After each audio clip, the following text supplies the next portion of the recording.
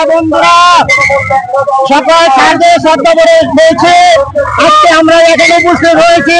আমাদের মূল দাবি একটাই, 20% গাড়ি ভাড়া বর্ধিত করতে হবে। 1% কম হলে চলবে না, 20% মানে 20% দিতে হবে।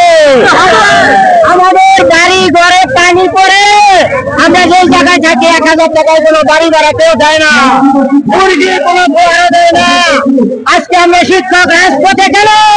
প্রশাসন জবাব দেয়, প্রশাসনের কাছে জবাব দেয় কেন আমরা আজকে রাজপথে? আমরা তাদের ক্লাসে শ্রেণীকক্ষে পাঠদান করবো, সেখানে আজকে কেন আমরা রাজপথে?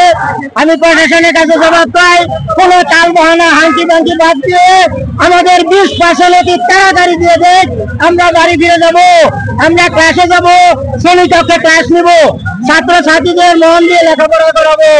ভাইয়েরা আমার, বন্ধুরা আমার, আজকে শত শত হাজার হাজার শিক্ষক আজকে রাজপথে। আজকে অত্যন্ত ব্যথা বারেখান্ত দিতে বলতে হয়, শিক্ষকরা আজকে 12 দিন যাবৎ রাজপথে পড়ে আছে, ঢাকা কেন্দ্রীয় শহীদ পড়ে আছে। কর্তৃপক্ষ আমাদেরকে মুখ্যবি করছে না। অনেক শিক্ষক তার 45 দিনের বাচ্চা নিয়ে রাজপথে না খেয়ে বৃষ্টিতে ভিজে রোদ্রে পড়ে আছে। আমি দুঃখের সাথে বলতে হয়, আজকে এই যে বিআরটি লাইনে দাঁড়িয়ে আছি, এই বিআরটি লাইন করতে 4,000 কোটি টাকা লেগেছে, কিন্তু সেই 4,000 কোটি টাকাই চলে গেছে। কেননা এই প্রকল্প ইতিমধ্যে সিদ্ধান্ত এসে বাতিল হবে। আবার গত বছর বিগত সরকারের আমলে 2,000 কোটি টাকা দিয়ে শিক্ষকদের প্রশিক্ষণ করিয়েছে, সেই কারিকুলাম বাতিল হয়েছে, টাকাগুলি চলে গেছে। অত্যন্ত দুঃখের সাথে বলতে হয়, মাত্র 2,000 কোটি টাকা দিয়ে শিক্ষকদের দাবি পূরণ সম্ভব, কিন্তু অজ্ঞাত কারণে এই রাষ্ট্রের পক্ষে 2,000 কোটি টাকা দিতে সম্ভব হয়নি। আমরা বলতে চাই, বিগত সরকারের কিছু সচিব শিক্ষকদের এই আন্দোলনের প্রতিবন্ধকতা সৃষ্টি করছে।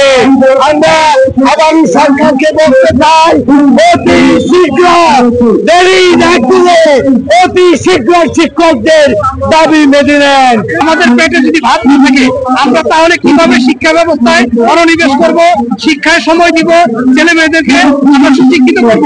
আমরা বর্তমান সরকারের প্রধান একজন শিক্ষক, আমাদের শিক্ষা উপদেষ্টা একজন শিক্ষক, আইন উপদেষ্টা শিক্ষক, তাদের কাছে আমরা বিনীতভাবে অনুরোধ করতে চাই, তারা আমাদেরকে অত্যন্ত ন্যূনতম দাবি 20% বাড়ি ভাড়া, আমাদের মেডিকেল ভাতা 1500 টাকা উন্নীত করা এবং কর্মচারীদের 75% উৎসব ভাতা, সেটা অত্যন্ত যৌক্তিক এবং খুবই নগণ্য। আমাদের যে মূল বাজেট, সেই বাজেটের তুলনায় এ টাকা কোনো টাকাই না।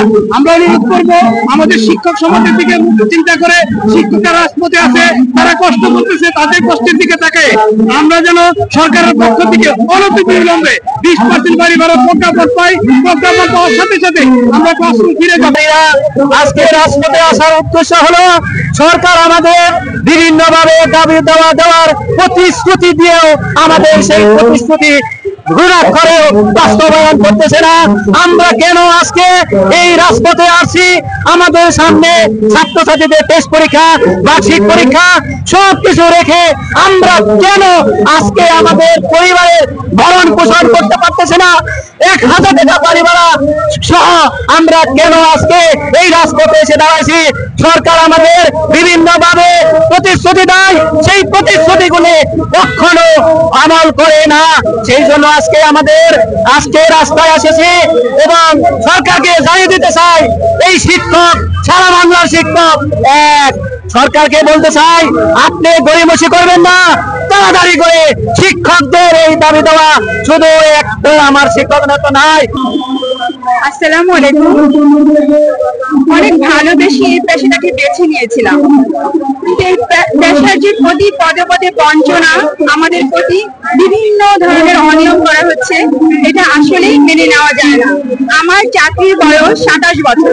এই 27 বছর শুধু স্বপ্নই দেখে গেছি, স্বপ্ন দেখিয়ে গেছেন নেতারা যে জাতীয়করণ হবে, বাড়ি ভাড়া বাড়বে, আমরা মানসম্মত জীবন যাপন করতে পারবো, কিন্তু সবকিছু কথার রাজ্যেই রয়ে গেছে। আমরা বাস্তবে দেখেছি স্বপ্নটা ভীষণ বিবর্ণ। সেখানে আমার গাছতলায় থাকার জন্য 1000 টাকা দেওয়া হয়েছে। একজন ডক্টরের, একজন স্পেশালিস্টের যে 1800 টাকা, 1200 টাকা, 1000 টাকা, আমাকে দেওয়া হয় কত টাকা? আমাকে চিকিৎসা বাবদ এটা প্রহসন ধরিয়ে দেওয়া হয়। আমার সর্বশেষ কথা হচ্ছে, আমরা হয় বাঁচবো, না হয় আমরা মানসম্মত ভাবে জীবন যাপন করব। এক হাতে নিয়েছি জীবন, আরেক হাতে আন্দোলন। আমি মরে যাব, আমার লাশের উপর দিয়ে হলেও যেন শিক্ষকেরা একটি চমৎকার সমাজ ব্যবস্থায় ভালোভাবে, মানসম্মত ভাবে, সামাজিক মর্যাদা নিয়ে জীবন যাপন করতে পারে। আমি ডক্টর মোহাম্মদ ইউনূসের দৃষ্টি আকর্ষণ করেছি। মাননীয় উপদেষ্টা মহোদয়, আপনি নীরব কেন? আপনার শিক্ষক সমাজ খেতে পাচ্ছে না, তারা মানসম্মত জীবন যাপন করতে পারছে না। আমার মনে হয় আপনি শুধু যদি সদয় দৃষ্টি আকর্ষণ করেন আমাদের প্রতি, আল্লাহর পক্ষ থেকে আপনার ভান্ডারে রহমত অবশ্যই আসবে। আপনি শিক্ষকের দিকে মানবিক দৃষ্টি তুলে তাকান, স্নেহের চোখে তাকান, ভালোবাসার দৃষ্টি তুলে তোলান। আমাদের একটাই প্রত্যাশা, আমাদের দাবি মেনে নেন। যে সংগঠন সর্বস্তরের জনতা এই আন্দোলনকে যৌক্তিক এবং এই দাবি মেনে নেওয়ার উচিত বলে ঘোষণা করছে, সেখানে কেউ বা তার নির্দেশে, কোন অন্তরালের নির্দেশে, কোন সংগঠনের অযৌক্তিক নির্দেশে শুধুমাত্র এই ন্যায্য দাবি আন্দোলনকে দীর্ঘায়িত করে সামনে বার্ষিক পরীক্ষা এবং বিভিন্ন ধরনের পরীক্ষা রয়েছে, কোটি কোটি শিক্ষার্থীদেরকে রাজপথে নামতে বাধ্য করেছে। এই আন্দোলনের মাধ্যমে শিক্ষার্থীদের রাজপথে রেখেছে, দীর্ঘ আন্দোলনের মাধ্যমে শিক্ষার্থী অসুস্থ হয়ে গেছে। আপনারা দেখেছেন 45 দিনের শিশু বাচ্চাকে কোলে নিয়ে রাজনীতিতে চলার সোয়াদ হয়েছে।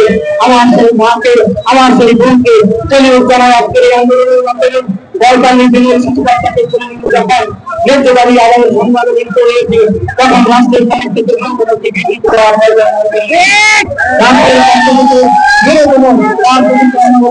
হয়নি। আমরা দেখেছি রাজপথের আন্দোলনে শিক্ষকদেরকে পেলে নিয়ে যাওয়া হচ্ছে।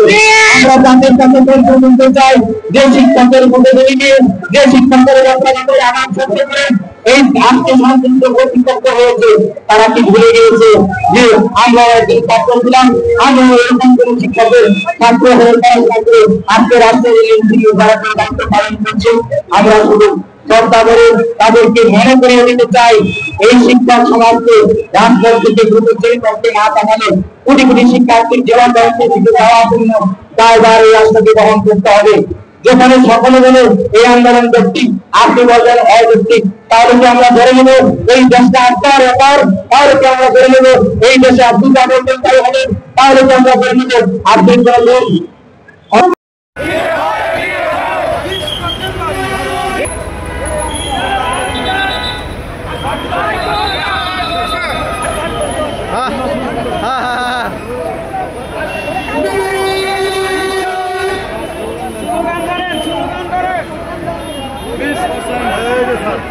হ্যাঁ স্যার